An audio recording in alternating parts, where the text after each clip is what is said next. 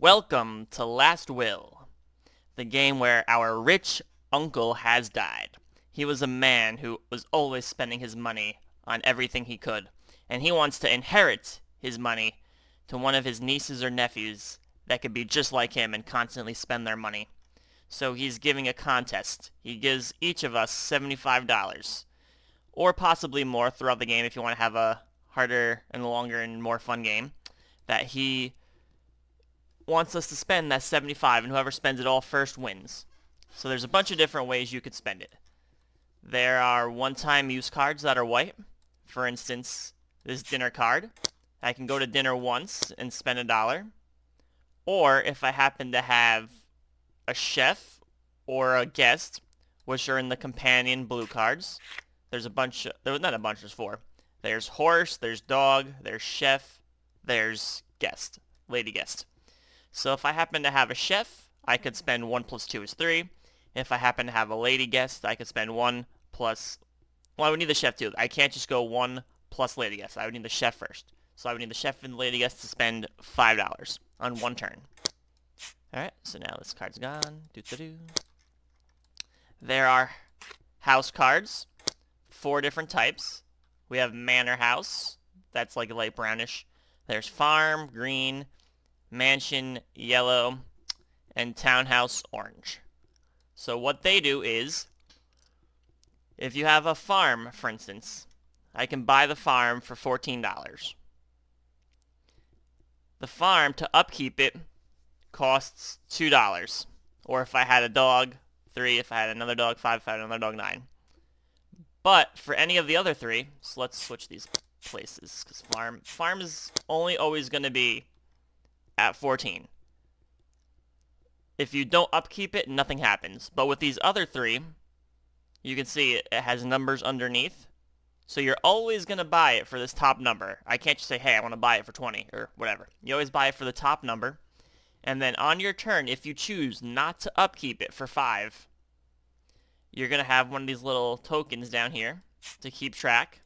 So at the end of your turn, it'll depreciate in value. So it'll go from 23 to 22. 22 down to 20. So just for having this out and doing nothing with it in 3 turns, I've made $3. Which in this case isn't that good compared to over here, where if I get this townhouse early and I don't do anything for 1, 2, 3, 4, 5 rounds, I've just spent $12. Which is good because that's what you want to do. You want to spend. So you want to let it depreciate. You may not want to upkeep it each turn. So, those are those, and then these cards over here, they have a black border. They'll stay with you in your player board forever. So, for instance, now let's start learning more of these components. This is your player board down here. You would have all these cards in your hand. Let's put stuff in your hand, and let's get back that other card. Where'd it go? Where did that dinner card go? There it is. Blends in with the money. Alright. So in your hand you have some cards. And you only have 1, 2, 3, 4, 5 spaces available to put down houses and stuff, which are the black borders. And eventually you can get more. But if this is full, there's nothing you can do. So the black border cards are going to stay with you forever. So if you play this carriage card, this will stay here for another 7 turns. Every time you can spend $3. Whereas this one, you only spend the once, and then it's gone. So this is like a carriage ride that you can constantly go on. There might be other stuff like... What do we got here? Like a reservation. So you make a reservation for a restaurant, but you just never show up. So they keep holding it for you, and you have to keep paying $1 to keep that reservation available. So, let's get rid of some of these guys now. So also we have, your money spot. So the money is over here. So you're going to fill it up with your 75. Then over here, this is how you would decide turn order. You have this little thing. So let's say, now let's look over here. This is the turn order deciding what you do on your turn section. So, Simon is red. I'm blue. Whoever picks something the furthest to the left gets to choose what they do first. So in this case, I'm furthest to the left. I would choose first. So over here,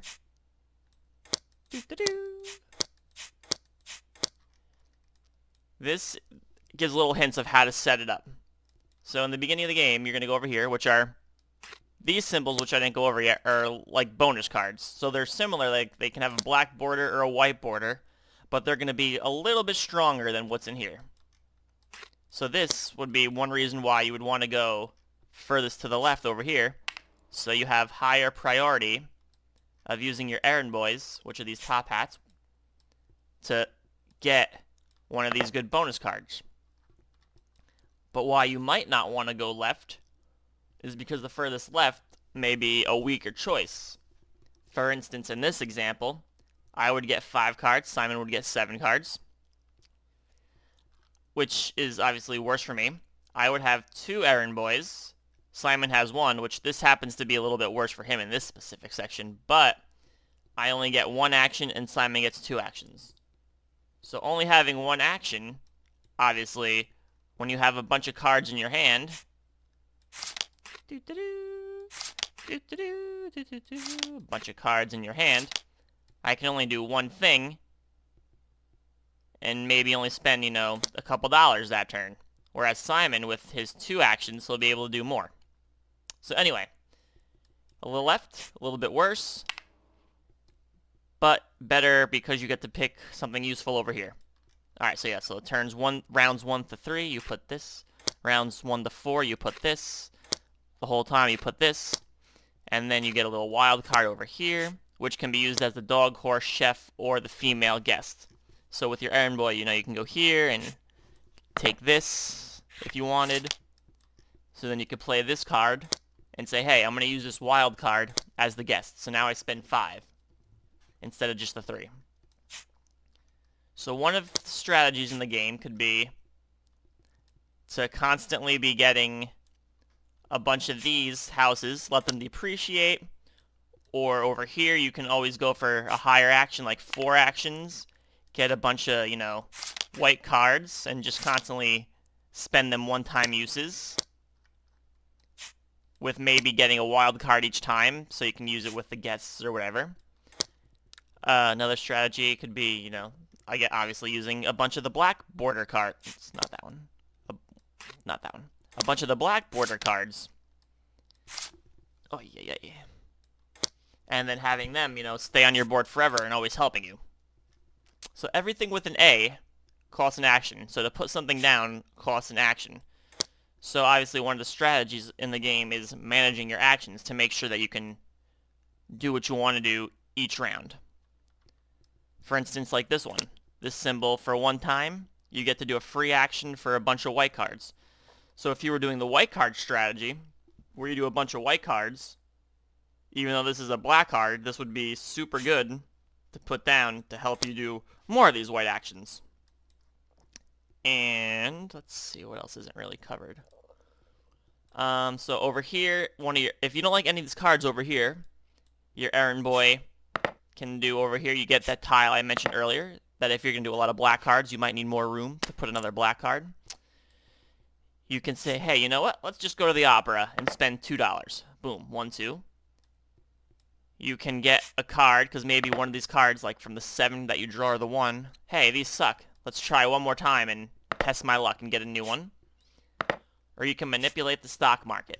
So if you're going for the house strategy, or the farm or whatever, you can move this. So if you want to buy a farm, you make it more expensive because you want to spend money. And then later on in the game, when you're ready to sell it, because the point of the game is to go bankrupt. If you own property, and let's say I have $3 left, I upkeep it. I choose to upkeep this house, so I spend an action. That's $4. 2, 1. I only have 3. So now I have 0 money, but I don't win because I still own the farm. So I would have to use the action and sell it for, let's say I depreciated it down to 11. So now I sell it for 11, and I have to take back money, and now I have to spend this 11 to actually win.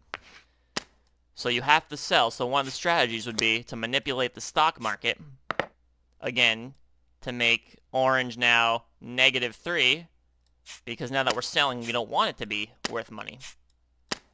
So now 11 minus 3 is 8. So now I'm selling it for 8 instead of 11, so I'm that much closer to 0. And that's pretty much it. This is the round counter. You keep track of the rounds. And then 4 actions. You keep track of your actions over here with this 1, 2, 3, 4. So every time you do something, I buy the house, cost an action.